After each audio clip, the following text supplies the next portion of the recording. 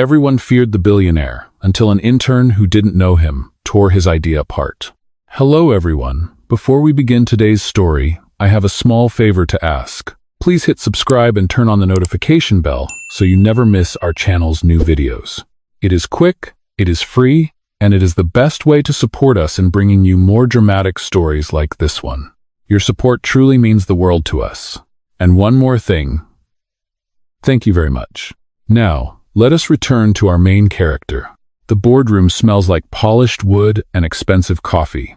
Floor-to-ceiling windows look out over downtown Manhattan, 30 floors below, where yellow taxis crawl like ants.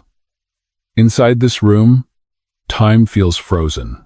At the head of the table sits a man everyone recognizes.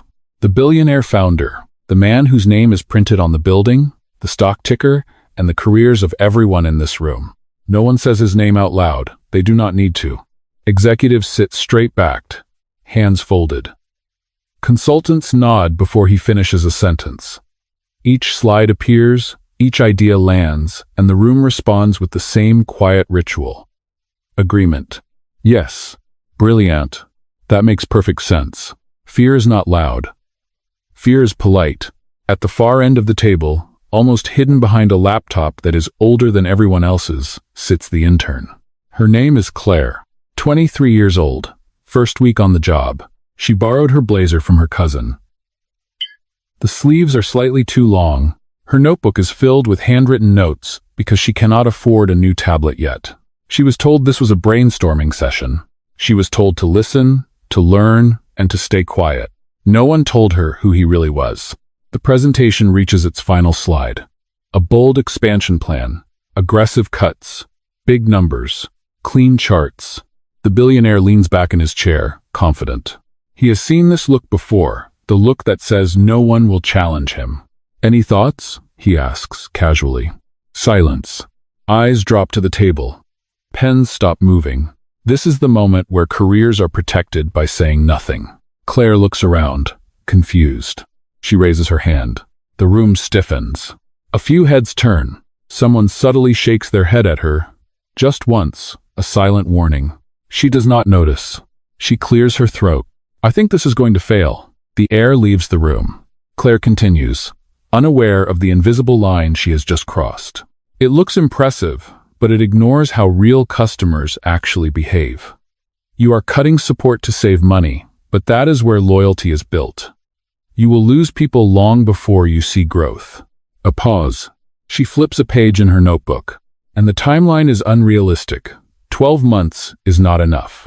Not unless you are willing to burn trust, not just cash. No one breathes. At the head of the table, the billionaire slowly straightens. For the first time all morning, he is not smiling. Claire finally looks up. She notices the faces. Pale. Frozen.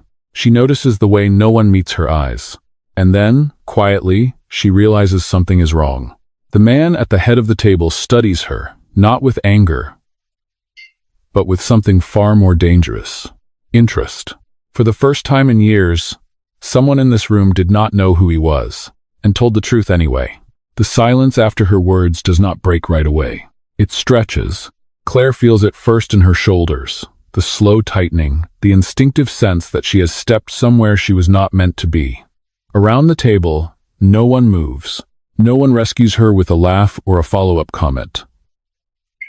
Laptops stay open, frozen on the same slide. Then the meeting ends. Not with a confrontation. Not with anger. Just a calm, professional dismissal. Thank you, the man at the head of the table says evenly. We will follow up. Chairs slide back. Papers are gathered. Conversations resume in low, careful voices, as if nothing unusual has happened. But Claire can feel it. The air has changed. She packs her notebook slowly, hands slightly unsteady. A woman across from her avoids eye contact. Another executive gives her a look that is half pity, half disbelief. As Claire steps into the hallway, her phone vibrates. Unknown number. Can you come to the 42nd floor conference room? The message reads. Now, her stomach drops. The elevator ride feels longer than the meeting itself. Each floor lights up in red as it passes. 35. 38. 40. She rehearses explanations in her head. I misunderstood the meeting. I thought we were encouraged to be honest. I am sorry if I crossed a line. The doors open. This room is smaller. Quieter. The windows look out over the river instead of the city. Only one person is inside. The man from the meeting. Up close, he does not look angry. He looks tired. Sit, he says, gesturing to the chair across from him. Claire sits. You spoke confidently in there, he says. Why? She hesitates, then answers honestly. Because no one else did. He studies her for a moment. You are new. Yes, and you did not know who I was. It is not a question. Claire swallows. I assumed you were leading the discussion. A pause. Most people would correct her. He does not. Instead, he leans forward. Walk me through your reasoning again. Slowly.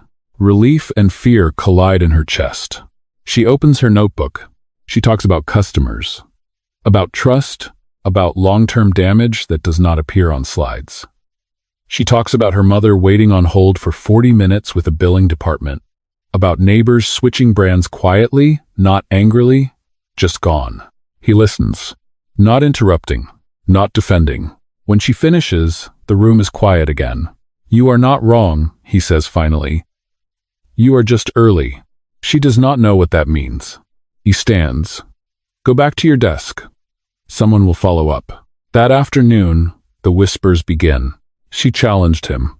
She is finished. She is brave or stupid. Claire keeps working. She is used to being invisible. She has worked 2 jobs since she was 16. She has learned that truth does not guarantee safety, only sleep. As the office empties, another message appears on her phone. Same number. Dinner. 6:30. I want to hear more. She stares at the screen. For the first time that day, she wonders if this mistake might change more than her job. And somewhere high above the city, the billionaire wonders something he has not asked himself in years. What happens when the truth is not afraid of him? Dinner is not where Claire expects it to be. Not a private room, not a luxury restaurant with white tablecloths and silent waiters. It is a quiet place on the corner of a side street, warm lights in the windows, the kind of restaurant where the menu is handwritten and no one rushes you out. She arrives 10 minutes early anyway. Claire sits with her hands wrapped around a glass of water, watching people pass outside. Her phone stays face down on the table. She tells herself, this is still work, just a conversation. Nothing more. He arrives exactly on time. No entourage. No assistant. No visible security. Number 4. Number 4. Number 4. No visible security. Just a dark coat, slightly worn at the collar, and a tired expression that softens when he sees her. Thank you for coming, he says. She nods. Thank you for asking. They order simply. Soup, bread, coffee. Nothing extravagant. For a few minutes, they talk about neutral things.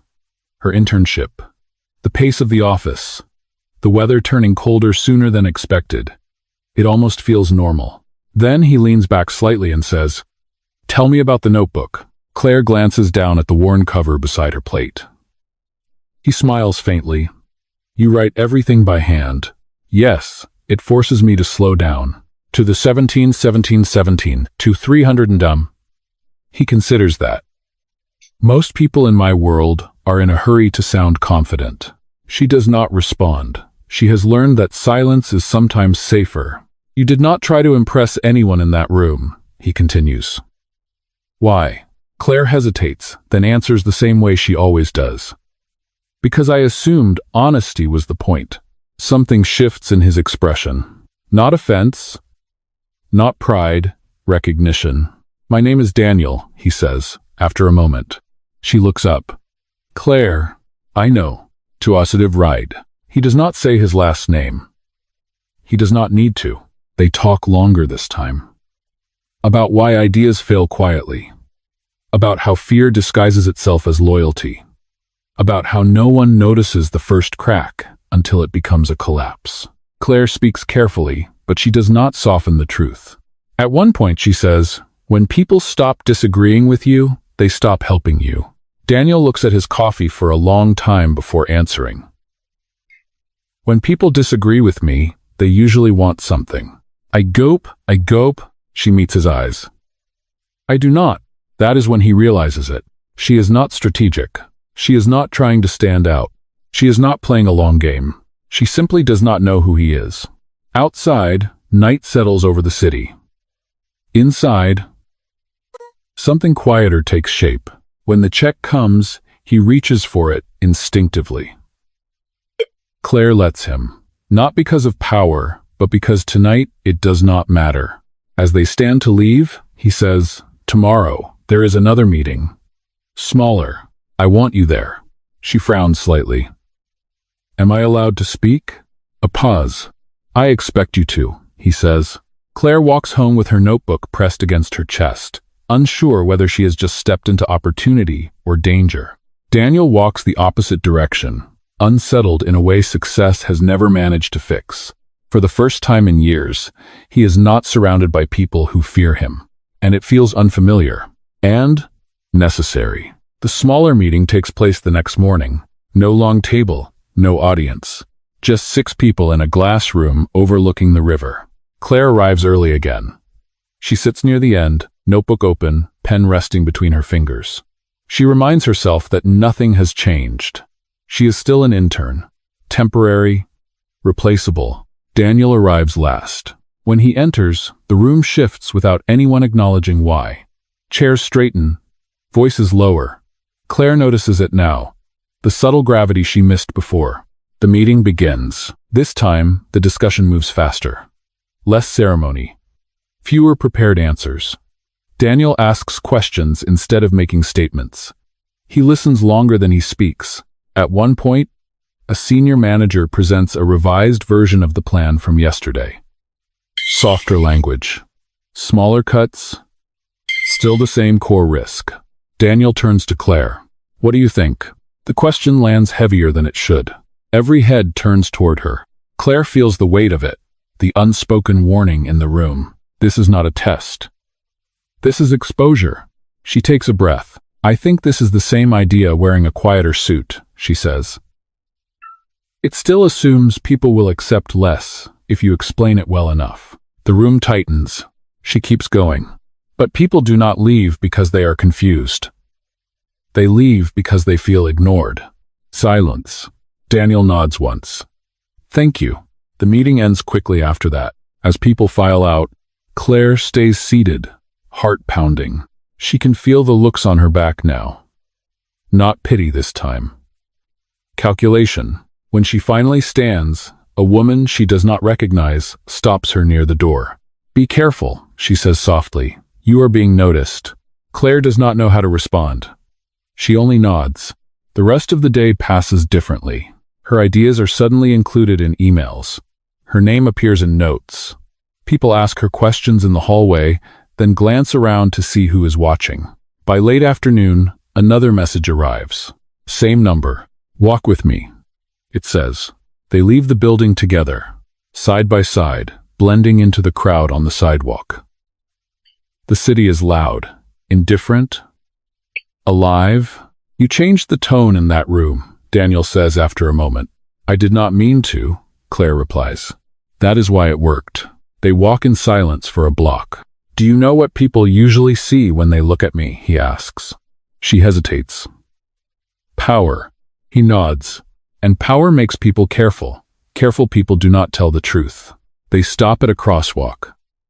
The light turns red. "You are not careful," he says. "I am," Claire replies. "Just not in the same way." He looks at her then, really looks at her. "You still do not know who I am," he says quietly. She frowns. "I know you lead the company." He almost smiles. The light changes. They cross. That night, Claire writes in her notebook longer than usual.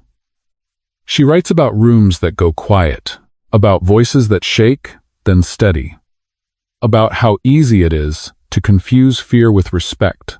Across the city, Daniel stands alone in his apartment, looking out at the lights below. He thinks about how she speaks when she believes no one is watching, and how dangerous that kind of honesty can be, and how rare. The shift does not announce itself. It happens quietly, the way habits change before people notice. Claire stops being invisible. It begins with small things. An invitation to sit closer to the center of the table. A question directed at her before anyone else speaks. An email thread where her name is added without explanation. She notices how quickly the room adapts. People who once avoided her now wait to see her reaction before offering their own. They soften their language when she frowns. They grow bolder when she nods. It makes her uncomfortable. At lunch one afternoon, Daniel joins her without asking. They sit in the corner of the cafeteria, away from glass offices and quiet power. "They are watching you," he says. "I know," Claire replies. "I wish they would not." "They watched me the same way," he says. "Before they were afraid." She looks at him. "Is that better?" He does not answer right away. Over the next few weeks, they work closely. Not officially, not publicly. Just enough to feel deliberate. He asks for her input before decisions. She pushes back when she thinks he is wrong. Sometimes she wins, sometimes she does not. What surprises her is not that he listens. It is that he remembers. He remembers details she forgets mentioning again. He remembers the customer story she shared. He remembers the pause before she speaks, when she knows the truth will not be popular. One evening, they walk the long way back to the subway. The city smells like rain and warm pavement. "You do not seem impressed by success," Daniel says. Claire shrugs. "I grew up watching people work very hard for very little recognition. It changes how you see things." He stops walking. "For most of my life," he says, "I believed leadership meant certainty, control, never letting anyone see doubt." She watches his face carefully. "And now?" she asks. "And now I am not sure," he says. "And that scares me more than failure ever did." She considers this. "You are allowed to change your mind," she says gently. "People will survive it." He smiles, small and real. That night, Claire stays late, rewriting a proposal by hand before typing it out. She catches her reflection in the darkened window and barely recognizes the person staring back. Not because she looks powerful, because she looks steady.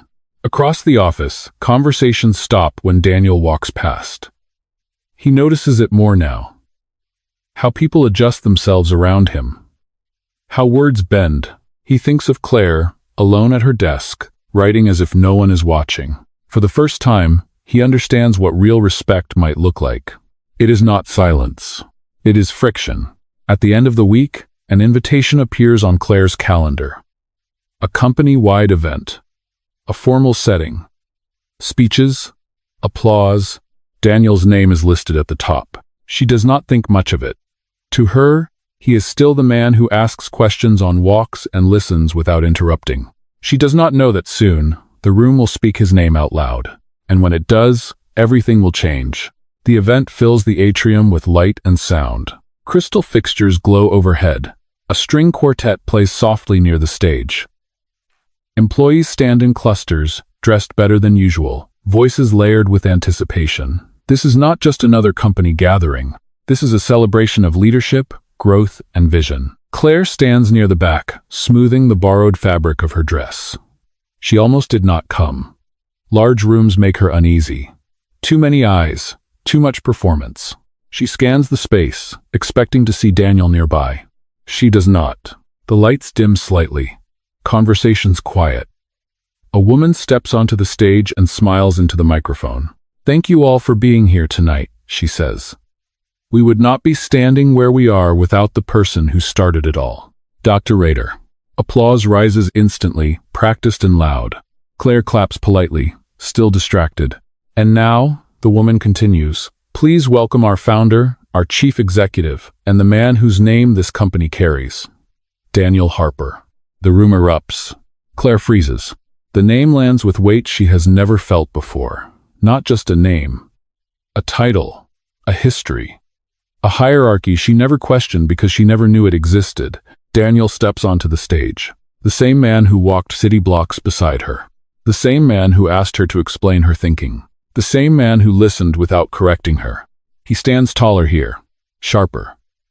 The room bends toward him. Claire feels heat rush to her face. The sound fades. Applause becomes noise without meaning. This is who he is. This is who he always was. Her mind races backward through every conversation, every disagreement, every unguarded sentence she spoke because she believed they were equals. He begins to speak. He talks about growth, about mistakes, about learning to listen. His words are polished, but something in his tone is different tonight. Then he looks directly toward the back of the room, toward her. There was a time, he says, when I believed leadership meant never being challenged. That silence was respect. A murmur moves through the crowd. I was wrong. The room stills. Real progress came from someone who did not know who I was. Someone who was not afraid of me. Someone who told the truth because it mattered. Claire's chest tightens. Danielle pose. She reminded me that fear does not build great companies. Honesty does. Applause returns. Louder now, mixed with surprise. Claire does not clap. She cannot. The room shifts around her as people turn, searching for the person he is talking about. Whispers ripple. Eyes land on her. Curious. Measuring. Suddenly, she is no longer invisible. She leaves before the speech ends. Outside, the night air feels colder than it should. Her breath comes uneven. Footsteps approach behind her. Claire. She turns. Daniel stands a few feet away. No microphone, no stage between them. You knew, she says quietly. The whole time. Yes, he answers. You let me speak to you like that, she says. You let me believe you were just another manager. www. I needed to hear you, he says. And I knew you would not speak the same way if you knew. She looks away. That was not your choice to make. I know, he says. And I am sorry. The apology is simple. Unprotected. Claire nods once, slowly. Everything makes sense now. The fear in the room, the silence she broke, the power she never saw. She realizes the truth with painful clarity. The only reason she mattered was because she did not know who he was. And now, she does. And nothing will ever be the same again. The fallout begins the next morning. Claire walks into the office and feels it immediately. The air has changed again, but this time it is sharper. Conversations stop when she passes. Not abruptly, just enough to be noticed. Smiles are polite now, careful, stretched thin. The same people who once avoided her are suddenly distant in a different way. Fear has found a new direction. Her inbox fills before 9. Meeting requests. Invitations copied to too many people. Messages that say her name more than necessary. She does not open them right away. At 10, she is called into a glass office she has never entered before. 3 senior leaders are already seated inside. No, Daniel. They smile. Not warmly. We want to clarify something, one of them says. Your role. Claire sits, hands folded. It appears you have direct access to Daniel, another adds. That creates certain perceptions. And, I did not ask for it, Claire replies. Intent is not the issue, the first says. Visibility is. The message is clear. Speak carefully, step back. Remember your place. She leaves the room with her jaw tight, her chest heavy. For the first time since that first meeting, she regrets raising her hand. Later that afternoon, Daniel finds her in an empty conference room, staring at the river through the glass. You left, he says. I needed air, she answers. They are pushing back, he says. I expected that. She turns to him, frustration breaking through her calm. No, she says. You expected resistance to ideas, not what this does to me. He pauses. They think I am your shield, she continues. They think I speak because you allow it. That my voice belongs to you now. That is not true, he says. But it looks like it is, she replies. Silence settles between them, heavier than before. You put me on that stage, she says. You named me without asking. You turned my honesty into a symbol. I was trying to give you credit, he says. You took my choice. She says quietly. The words land harder than accusation. Daniel runs a hand through his hair. For the first time, he looks unsure in front of her. I thought transparency would protect you, he says.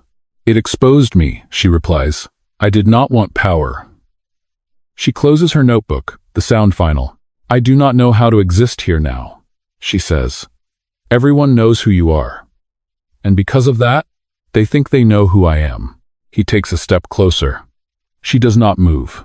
Claire, he says, I never meant to make you smaller. She meets his eyes.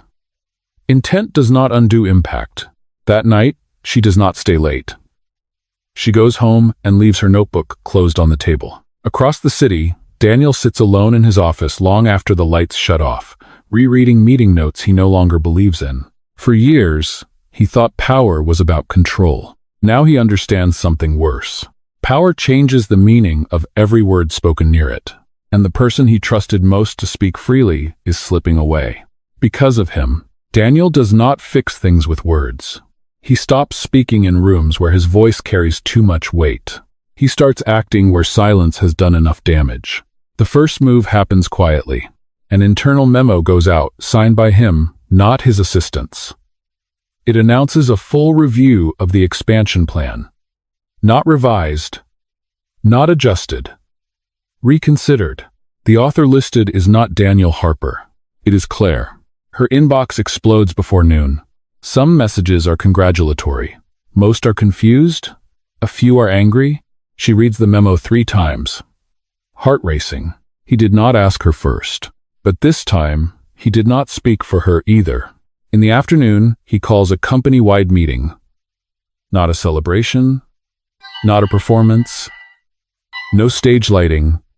No applause. People sense something is different. Daniel stands at the front, hands relaxed at his sides. For years, he begins, I rewarded agreement.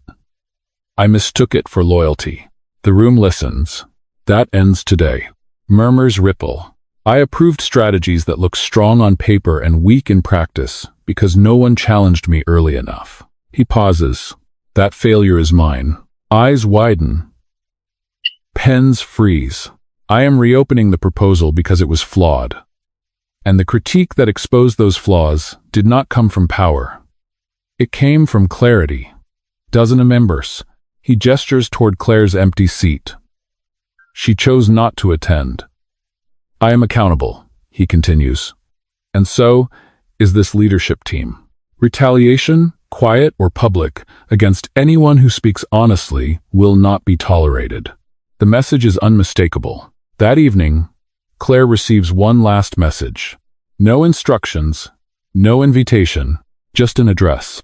She almost does not go, but curiosity wins. The building is closed, lights are dim. Daniel is waiting in a small conference room, not the executive floor. On the table is her notebook. I did not open it, he says immediately. She nods, unsure what to say. I spent years asking people to be honest, he continues, but only when it was safe for me. She sits across from him. You were honest when it was not safe at all, he says. And I used that. I did not want protection, she replies. I wanted fairness. I know, he says. That is why I stepped back. He slides a folder toward her. Inside is a proposal, a new role, not an elevation, not a title designed to impress. A position with boundaries. Independence. Authority that does not depend on proximity to him. This is optional, he says. If you say no, nothing changes. If you say yes, it is because the work matters. Not because I do. Claire studies the pages slowly. You are letting go, she says. I am learning to, he replies. For the first time since the reveal, she feels something ease in her chest. Not trust. Not yet, but possibility. She closes the folder. I will think about it, she says. Daniel nods. That is all I ask. I have to be prescient. As she leaves, she realizes something important. This is not a grand gesture. It is a correction, and sometimes that matters more. Claire does not answer right away. She takes a week. Not because she is uncertain about the work, but because she is careful with what comes after honesty. She watches the office during that time. She listens. She notices who speaks more freely now and who does not. She notices Daniel too. He no longer dominates meetings. He asks questions and waits through uncomfortable pauses. When challenged, he does not defend himself. He thanks people instead. It changes the room. On Friday afternoon, Claire returns to the small conference room where it started to shift. Daniel is there, standing by the window, city lights stretching across the floor. "I will take the role," she says before he can speak. "On one condition." He turns to face her. "Name it." "My voice does not belong to you," she says. "Not now. Not ever." He nods without hesitation. Agreed. She exhales, a breath she has been holding longer than she realized. Weeks pass. The new plan launches slowly, thoughtfully. Customers respond. Numbers follow. Not explosively, but steadily. The kind of growth that lasts. Claire earns respect the hard way. By being right. By being fair. By refusing to soften truths to make them easier to accept. Daniel watches, proud but quieter about it now. One evening, long after the office empties, they stand by the window again. "You changed this place," he says. "No," she replies. "I reminded it what it could be." He smiles. There is no dramatic confession, no sweeping declaration. Just an understanding that grows where fear once lived. They start walking home together again. Not as equals, pretending power does not exist, but as two people choosing not to let it define them. At the next company meeting, Daniel introduces a new value. Courage, he says. Not the kind that demands attention, the kind that risks it. Eyes turn to Claire. She does not look away this time. The meeting ends. People linger, talking freely. The room feels different now. Alive? As they leave, Daniel pauses at the door. "You never asked why I stayed quiet that first day," he says. She thinks for a moment. "Because it did not matter," he nods. "That is why I listened." Outside, the city hums, unchanged. But for both of them, something fundamental has shifted. The mistake that began it all was not the intern speaking up. It was everyone else staying silent. And the courage to correct it changed everything. Sometimes, destiny does not arrive as fate or fortune. Sometimes, it raises its hand and tells the truth.